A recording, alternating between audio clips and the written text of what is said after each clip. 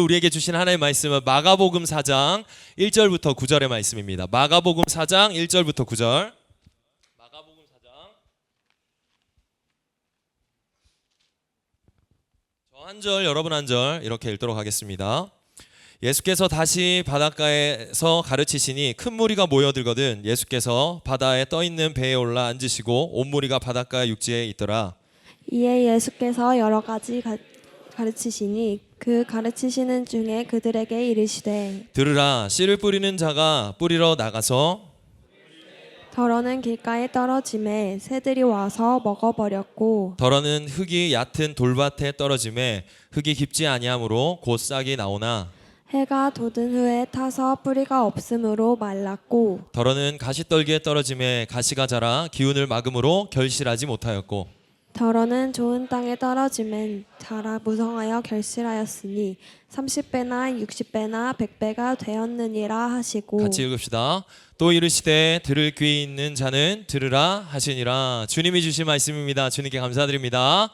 아멘. 오늘은 우리 함께하게 된 그리고 우리 부임에서 첫 설교를 하는 우리 승일 전도사님께서 우리 함께 하나님 말씀을 전하십니다. 주님 말씀 기대하며 또 함께하는 이 기쁨을 기대하는 마음으로 우리 박수로 우리 환영하겠습니다. 우리 유승일 전도사님께서 하나님 말씀 전해주시겠습니다. 할렐루야. 아멘. 오늘 예배의 주인공이신 하나님께 우리 함께 예배합시다. 우리 박수로 함께 예배합시다. 하나님, 오늘 예배에 주관하여 주시옵소서. 하나님, 오늘 우리 마음 가운데에서 하나님의 사랑을 신고 하나님의 사랑을 누리며 걸어갈 수 있도록 하나님 우리 마음에 역사하여 주시고 다스려 주시옵소서. 하나님 영광 받아 주시옵소서. 주여. 아멘. 네, 오늘은 제가 콜링처치에 부임하고 간증하며 또 오늘 말씀을 선포하러 나왔습니다. 여러분 혹시 요즘 청년들이 유행하는 말랑이 혹시 아시나요? 제가 아는 청년 중에 한 명이 취업 선물로 말랑이를 선물 받았대요. 그래서 언제 어디서나 그 회사나 뭐 지하철에서 그 말랑이를 주물럭 거린다고 합니다. 오늘 제 심장이 그런 것 같아요. 제 심장이 오늘 누군가가 말랑이처럼 막 주물고 해서 너무 긴장되고 너무 떨립니다. 이 떨림이 여러분에게 진심으로 마음에 와닿기를 간절히 기도합니다. 오늘 주제를 함께 읽어봅시다. 준비 시작. 예수님 안에서 확실한 행복. 아멘. 여러분, 세상에서 소확행이라는 말을 들어보셨나요? 소소하지만 확실한 행복이라는 줄임말이 소확행입니다. 심지어 노래도 있어요. 임창정 가수의 소확행 가사 후렴은 이렇게 말합니다. 제가 읽어드릴게요. 내가 꿈 찾아 행복 찾아 하루하루 살아가다가 만나버린 괴로웠던 순간들 이 또한 다 지나가리라. 피할 수 없다면 즐겨라. 퇴근길에 편의점 4개에 만원인 캔맥주, 원프런 과자 2봉, 길다릴 울량이 통조림 간식 하나, 해상 편한 차림으로 침대 위에 걸터 앉아 최신 업대 영상 본다. 눈 후광에 입속 가득 찬 단짝의 좋아 라고 곡이 있습니다. 회사 상사에게 까여도 인간관계를 실패해도 회상했던 괴로웠던 모든 순간들을 몰려 있는데요. 편의점 캔맥주로 원프런 과자 2봉으로 애완견으로 음식으로 또 유튜브로 이것을 잊어버린대요. 내가 오늘 고생했으니 오늘 나에게 작은 선물을 주자. 그게 바로 소확행입니다. 그렇다면 여러분의 소확행은 무엇인가요? 먼저 저의 소확행을 먼저 소개해드리려고 합니다. 저는요 퇴근 후에 매운 음식을 먹고 지내는 게 저의 소확행이에요. 스트레스를 받으면 땀을 흘리며 운동을 하고요. 또 제가 가장 좋아하는 햄버거를 입안 가득 넣어 콜라를 들이마시는 게 바로 저의 소소하지만 확실한 행복입니다. 다만 이 소확행은 영원하지 않아요. 이 소확행은요 완전한 위로도 될 수 없어요. 완전한 보상 제도도 여러분에게 갖다 줄 수 없습니다. 소확행은요 여러분에게 완전한 행복을 갖다 줄 수 없어요. 그렇다면 인간에게 완전한 행복은 무엇일까요? 과연 어쩌면 우리에게 완전한 행복이라는 게 과연 존재할까요? 여러분, 여기는 어디죠? 교회죠. 교회는 밖에 나가 전도할 때 이렇게 말합니다. 우리 함께 읽어볼까요? 준비 시작. 예수님 믿으면 행복합니다. 네, 여러분에게도 동일하게 질문해 볼게요. 예수님 믿으면 정말 행복합니까? 예수님 믿으면 일확천금을 누릴 수 있습니까? 예수님 믿으면 나를 괴롭게 하는 상황과 환경에서 벗어날 수 있습니까? 오늘 말씀을 통해 예수님 안에서 확실한 행복을 발견하기를 주의 이름으로 기도합니다. 오늘 말씀은요, 우리가 아까 읽었던 마가복음 4장 1절에서 9절은요, 예수님께서 바닷가에서 큰 무리를 향해 4가지 땅에 떨어진 씨 비유로 말씀을 선포합니다. 여기서의 씨는 성경에서 친절하게 말씀이라고 합니다. 씨가 말씀이라고 생각하고 오늘 말씀을 한번 잘 들어보세요. 첫 번째 땅을 우리 함께 읽어봅시다. 준비 시작. 새들이 와서 먹어버렸고. 아멘. 말씀이 귓가에 떨어졌나니 새들이 와서 먹어버렸대요. 씨가 흙에 떨어져야 되는데 딱딱한 길가에 떨어져서 싹이 나고 잎이 나고 나무가 되어 열매가 맺을 수 없대요. 이게 바로 길가에 떨어진 땅입니다. 저희 인생도 길가이었습니다. 저는 모태신앙이 아니에요. 저는요, 믿지 않는 가정에서 홀로 신앙생활을 감당하고 있습니다. 제 가족들 중에서 신앙생활을 하는 사람은 단 한 명도 없습니다. 저는 단순히 학생 때 친구 따라 교회 갔고요. 또 교회를 출석만 했던 사람이었어요. 하나님 말씀을 전하는 그 설교는 마치 교양처럼 들었어요. 가볍게 들었어요. 저 끝자리에서 정말 잠만 잤던 학생이었습니다.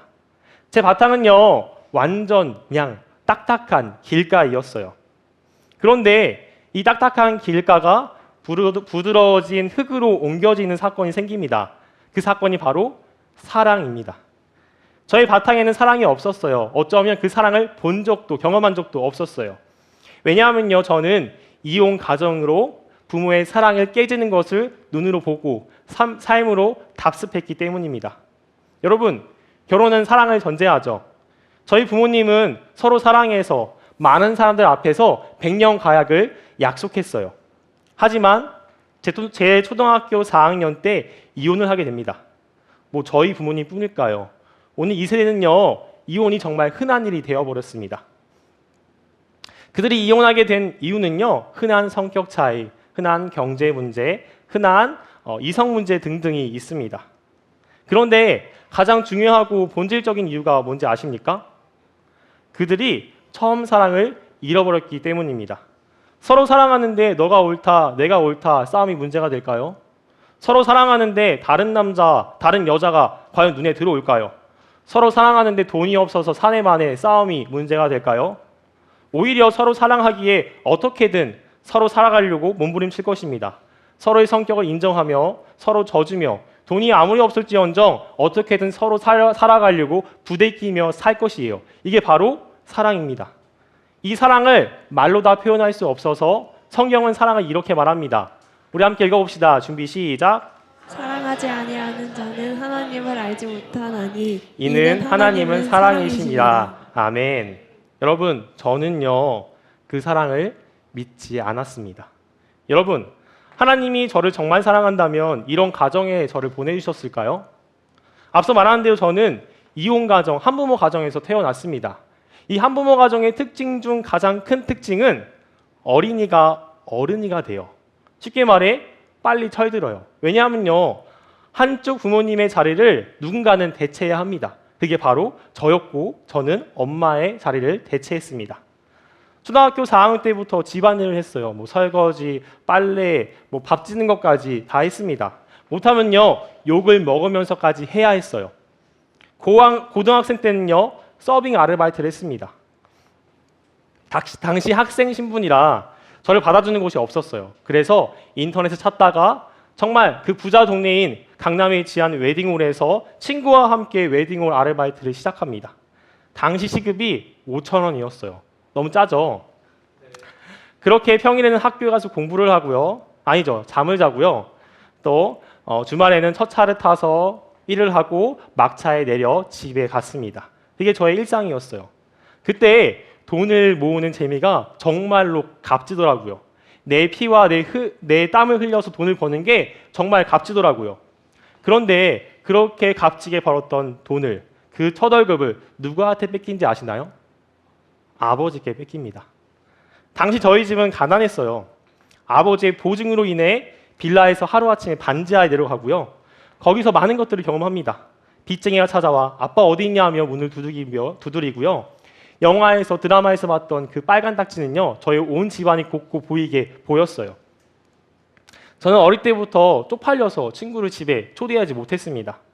친구들과 어울리기 위해서 학원에 등록했지만 정작 학원비 낼 돈 100만 원이 없어서 학원을 그만두게 됩니다. 그렇게 제가 유일하게 할 수 있는 거, 제가 유일하게 행복을 느낄 수 있는 것이 바로 농구이었어요. 농구하기 위해서 학교를 가고요. 종례 후에도 농구를 하고요. 비가 오나 눈이 오나 심지어 그 바닥에 눈이 쌓여있으면 제가 눈을 치우면서까지 농구를 했어요. 저는 농구하기 위해 살았던 사람입니다. 농구가 제 유일한 친구이자 제 유일한 행복이었습니다.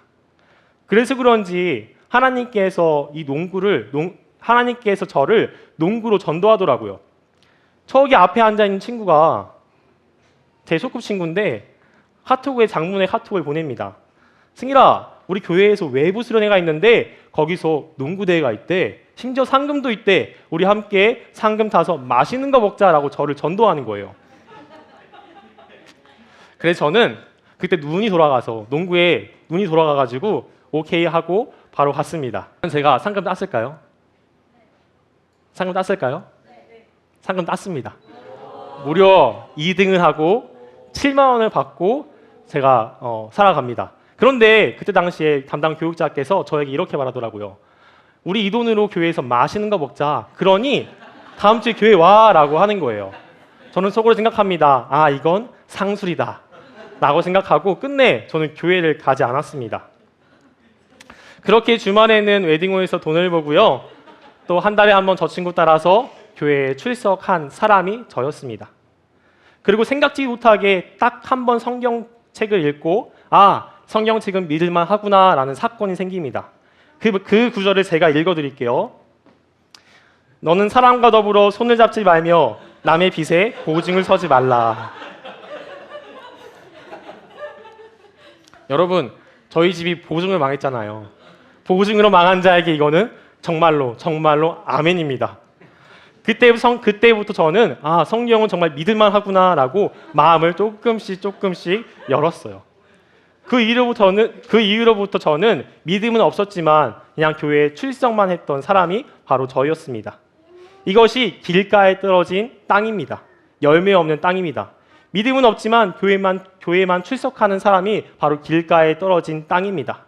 그러면 두 번째 땅을 우리 함께 읽어봅시다. 준비 시작. 더러는 흙이 얇은 돌밭에 떨어지며 흙이 깊지 아니하므로 곧 싹이 나오나 해가 돋은 후에 타서 뿌리가 없으므로 말랐고. 아멘. 저는 고3 때부터 본격적으로 신앙생활을 합니다. 학생부 예배, 주일 예배, 그리고 오후 예배까지 총 3번의 예배를 드립니다. 심지어 특별 새벽 기도가 있다면 저는 30분을 걸어가서 교회에 출석했던 사람입니다. 저는요, 그렇게 교회 잘 다니면요, 복 받는 줄 알았어요. 교회를 잘 다니면요, 아버지의 관계가 회복되는 줄 알았어요. 교회를 잘 다니면요, 제 환경과 그 가난이 벗어나는 줄 알았어요. 저는요, 정말 세상에서 복 받기 위해 교회에 출석한 사람이었습니다. 그런데 아무리 다녀도 아버지의 관계도 가난한 집안 환경도 저절로 변하지 않더라고요. 말씀을 듣고 기쁨으로 실천하였지만 믿음의 뿌리인 예수님의 인격을 만나지 못하기에 열매를 맺지 못한 것입니다. 이것이 뿌리 없는 돌밭입니다. 그리고 며칠이 지나지 않아 저는 예수 그리스도를 인격적으로 만나는 일이 생깁니다. 우리 세 번째 땅을 함께 읽어봅시다. 준비 시작. 더러는 가시떨기가 떨어짐에 가시가 자라 기운을 막음으로 결실하지 못하였고. 아멘. 여러분, 제가 성경 구절에서 가장 싫어하는 본문이 뭔지 아십니까? 내 부모를 공경하라. 다른 건 다 인정할지언정 이 말씀은 정말 치가 떨릴 정도로 쉬웠습니다. 아버지는 항상 제 귀에 닿도록 말씀하셨어요. 원수라고요. 아버지와 저와의 관계는 원수 관계였습니다.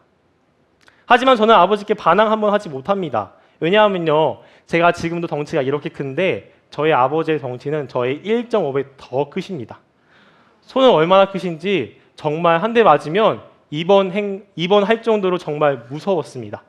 그래서 저는 아버지가 무서워서 반항을 한 번도 하지 못한 학생이었습니다. 그런데 사람도 사람인지라 참는 데가 한계가 있더라고요. 겉모습은 멀쩡할지 모르겠지만 속은 썩을 대로 썩었습니다. 욕은 욕대로 먹으니 자존감은 이 바닥을 쳤습니다. 부모도 나를 사랑하지 않는데 대체 누가 저를 사랑합니까? 화가 치밀어 올 때마다 제 주먹은 바닥을 내리쳤습니다. 나중에 한 심리학자가 저의 그 검사지를 보며 이렇게 말했어요. 제가 읽어드릴게요. 자의란 다른 사람을 죽이지 못하기에 자기 자신을 죽이는 행위예요. 혹시 여기에 앉아있는 분들 중에서 자의라는 사람이 있다면 부탁드립니다. 이 자의는 자기 자신을 병들게 하는 일입니다. 그리고 고3 때 인생 처음으로 여태 참았던 분노를 아버지를 향해 쏟고 집에 나가게 됩니다. 저는요, 집에 나가고 가장 먼저 본 시선이 건물 옥상이었어요. 제가 그때 생각한 아버지께 최고의 복수는 제가 죽는 것이었어요. 제가 죽는 날이 기일이 돼서 아버지의 평생의 목을 박을 줄 알았어요. 근데 하루아침에 제 이름 석자, 그 유승이라는 석자가 제가 된다고 생각하니 억울하더라고요. 죽음이 정말 무섭더라고요. 그래서 저는 정말 갈 곳이 없어서 고민하다가 딱 한 곳이 생각납니다. 제가 평생 울 수 있는 거, 제가 눈물콧물 흘릴 수 있는 거, 바로 교회에 갑니다. 택시를 타고 바로 교회에 갑니다. 그날 제 인생에서 처음으로 교회에서 펑펑 울었습니다.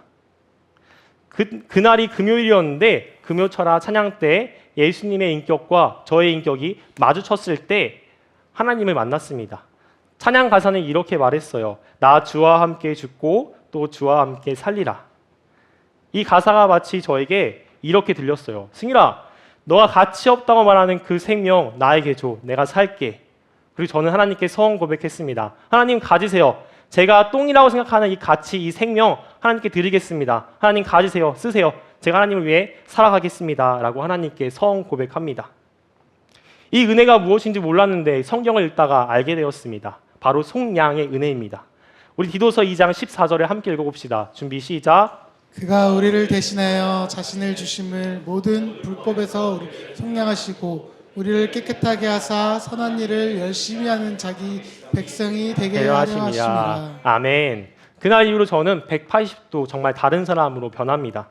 저는요, 예수님 만나기 전에 최고의 가치가 돈인 줄 알았어요. 돈이 저를 지키고 제 가족을 지키고 제 미래를 지켜줄 줄 알았어요.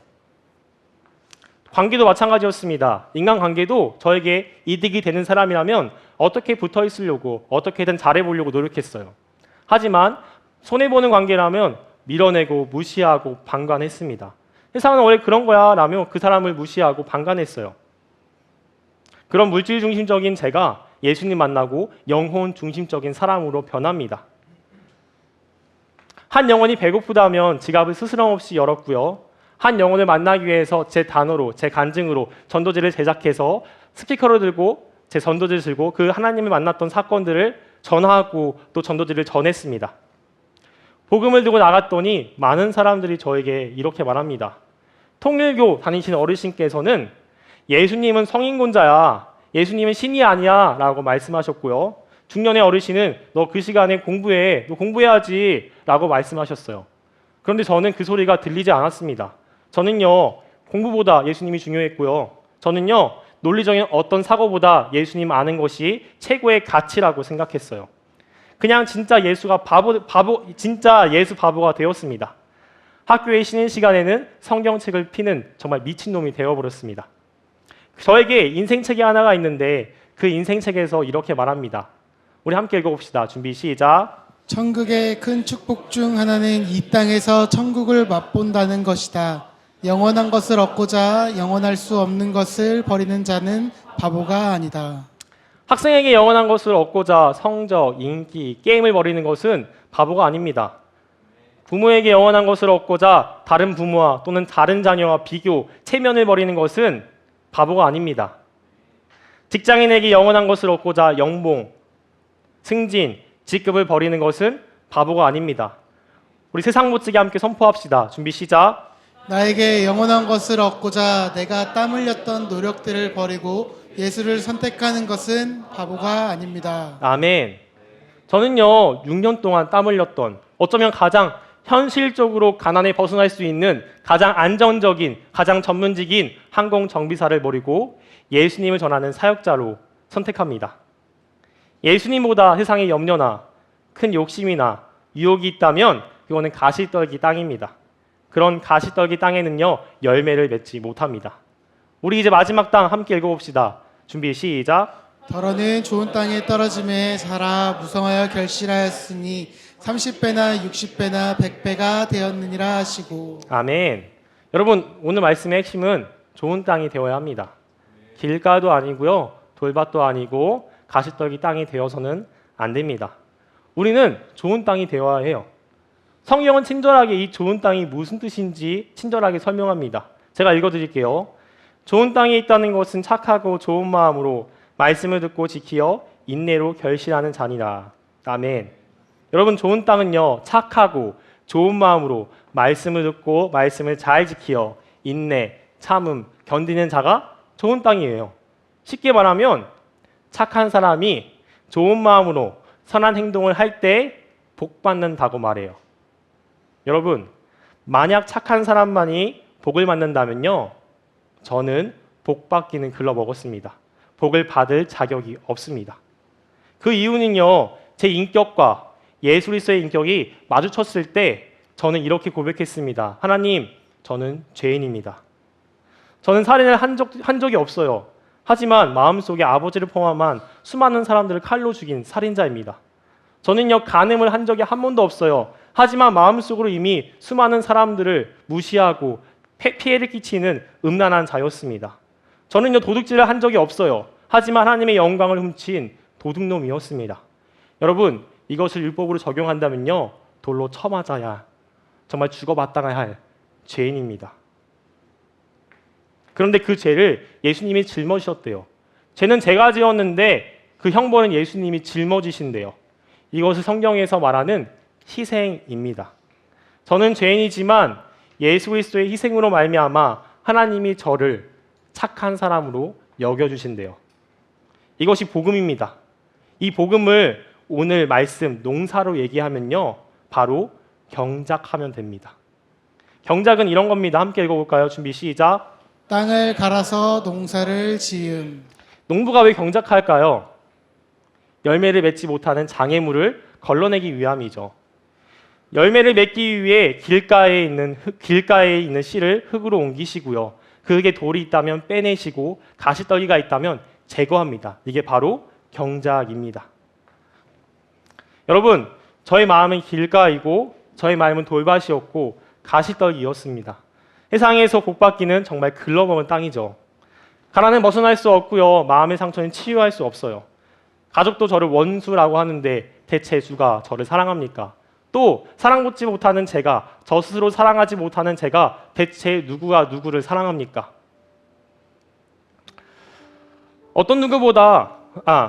하지만 제 마음만큼은 어떤 누구보다 사랑을 주고 싶고요.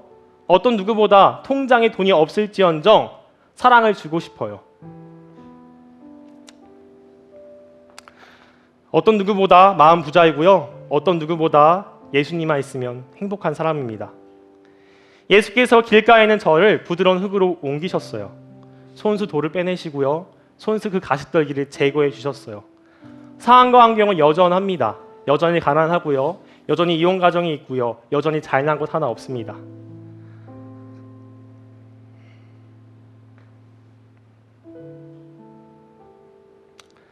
행복은요 상황과 환경에 국한되지 않아요. 행복은요 누구와 함께 있느냐입니다.